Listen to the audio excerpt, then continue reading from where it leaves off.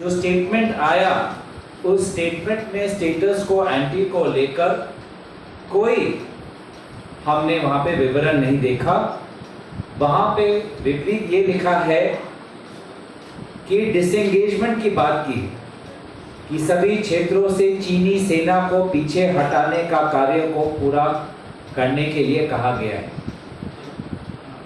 पर इस स्टेटमेंट के बावजूद भी हमने क्या देखा है कि वहां पर हमारे भारत की सीमा के उस पार चीन ने अपनी इंफ्रास्ट्रक्चर को बढ़ाया है। उन्होंने अक्साई चेन पर अपनी सेना की संख्या बढ़ाई है, 5G नेटवर्क लगाया है, 5 नए हेलीपोर्ट लगाए हैं, पंगोंग सो पर एक नया पुल लगाया है और उनकी जो वायुसेना की जो एक्टिविटीज है बढ़ गई। इस संदर्भ में प्रधानमंत्री मोदी जी का ये सहमा हुआ शांत जो उनका ये व्यवहार है, इस पर कांग्रेस पार्टी प्रश्न उठाना चाहती है। क्यों आपने आज तक अपने जो खुद का जो विवरण है, ना यहां कोई हमारी सीमा में घुस आया है ना ही कोई घुसा हुआ है। इस स्टेटमेंट, इस बयान को आज भी आप कबूल करते हैं? इतना कुछ होने के बाद भी प्रधानमंत्री मोदी जी ने अपने इस बात पर कोई संशोधन नहीं लाए।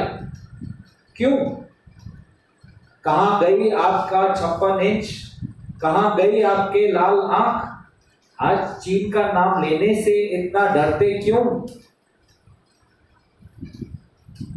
राहुल गांधी जी बार बार कहते हैं, ये दो शब्द शायद प्रधानमंत्री मोदी जी पर भी लागू होता है, डरो मत। पूर्व में भी राहुल गांधी जी ने कहा है कि प्रधानमंत्री मोदी जी देश के नेता होने के कारण से उनको एक सशक्त नेतृत्व दिखाना चाहिए, लेकिन उनका रवैया सहमा हुआ है। वो सिर्फ अपनी छवि के बारे में सोचते हैं। भारत की सीमा सुरक्षा से ज्यादा उनको अपनी छवि प्यारी है और इस छवि को बचाने में भारत सरकार के विभिन्न अंग उनके आपस में भी तालमेल नहीं रहा। अब उदाहरण स्वरूप रक्षा मंत्रालय ने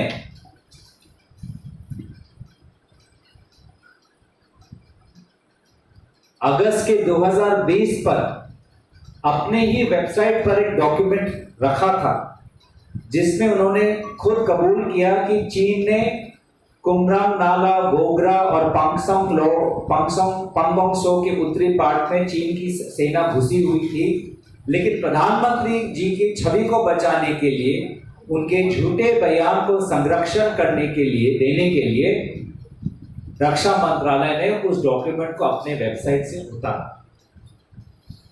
एक और उदाहरण जहां पर भारत सरकार प्रधानमंत्री की छवि बचाने में लगी हुई है, वो तब आता है कि जब नवंबर 2020 में मिनिस्ट्री ऑफ एक्सटर्नल अफेयर्स, विदेश मंत्रालय, यूएस की जो एक रिपोर्ट आती है कि चीन ने अरुणाचल प्रदेश में 100 घर बनाए हैं, तो विदेश मंत्रालय कहती है कि इस बात का हमें संज्ञान है और रक्षा मंत्रालय कहती है, उस समय के चीफ ऑफ डिफेंस स्टाफ कहते हैं कि ऐसा कुछ हुआ ही नहीं। तो ये कैसा संदेश दे रहे हैं कि रक्षा मंत्रालय एक चीज कहता है, विदेश मंत्रालय एक और चीज कहता है, भारत की प्रधानमंत्री कुछ और चीज कहते हैं और वास्तविक स्थिति अलग ही है। तो ये क्या संदेश जा रहा है हमारे भारत की सीमा सुरक्षा बल को?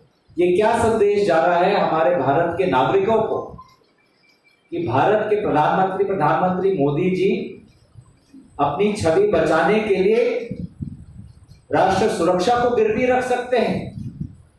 और ऐसा क्या विशेष लगाव है चीन के साथ?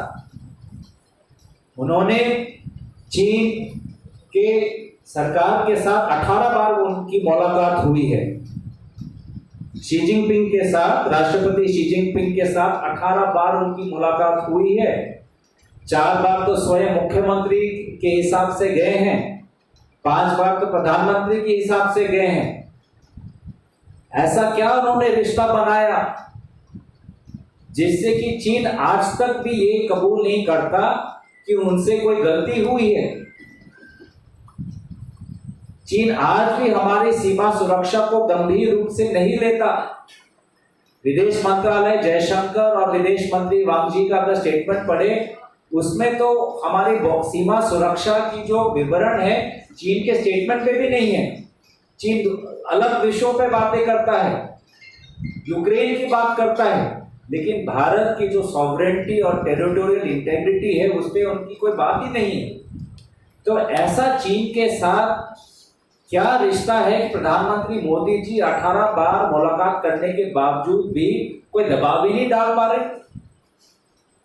चीन आज तक कबूल नहीं करता ये सीमा सुरक्षा गंभीर है। उनके पिछले मीटिंग, उनके स्टेटमेंट में कोई विवरण नहीं। तो हालात में परिवर्तन कब आएगा जब दूसरा पक्ष इसको एक गंभीर समस्या के रूप में लेता ही नहीं। और प्रधानमंत्री मोदी जी का ये विशेष रिश्ता का कारण क्या हुआ, क्या नतीजा क्या निकला? उल्टा प्रश्न उठता है कि क्या ये 18 मुलाकातों में ऐसा कोई बात हुई जिससे कि प्रधानमंत्री मोदी जी जो कहते हैं कि ना कोई घुसा है ना कोई घुसा हुआ है, ये स्टेटमेंट चीन के साथ मिलता है, ये स्टेटमेंट तो चीन का पक्ष बोलता है। तो क्या ये 18 मुलाकातों में ऐसी कौन सी बात हुई जिससे कि प्रधानमंत्री मोदी जी इतने सहमे हुए हैं और शांत हुए हैं इस मामले में? तो कांग्रेस पार्टी की मांग बहुत स्पष्ट कि एक तो प्रेस वार्तालाप हो जिस पर प्रधानमंत्री मोदी जी, विदेश मंत्री जी, रक्षा मंत्री जी स्वयं उपस्थित होकर देश को संबोधित करें। मांग नंबर 2 दिवसीय चर्चा हो पार्लियामेंट के अंदर। मांग नंबर 3 की जो पार्लियामेंट कमेटी ऑन डिफेंस है उस पे एक डेडिकेटेड ब्रीफिंग वहां पे होनी चाहिए ताकि वास्तविक स्थिति क्या है लोगों को पता चले। मांग नंबर 4 कि चीफ ऑफ डिफेंस स्टाफ के जो पद आज भी रहस्यजनक खाली है उसको जल्द से जल्द वहां पे एक व्यक्ति को नियुक्त करें। और मांग नंबर 5 कि अग्निवीर ये स्कीम से हमारी भारतीय सेना में एक बहुत गलत संदेश गया है। नाम नमक निशान की संस्कृति को उसने दुर्बल किया हुआ है। आर्मी के लोग, वायुसेना के लोग, नौसेना के लोग जो रिटायर्ड हुए हैं उच्च स्तरीय पद पर है, उन्होंने इस स्कीम की आलोचना की है। जिन्होंने स्वयं देश के लिए त्याग किया है, बलिदान किया है, सीमा पर वो खुद रहे हैं, उन्होंने देश की वास्तविकता को समझा हुआ है, ऐसे व्यक्तियों ने इस स्कीम की आलोचना की है। तो इस स्कीम को जल्दबाजी में देश पर ना थोपे और इस स्कीम को वापस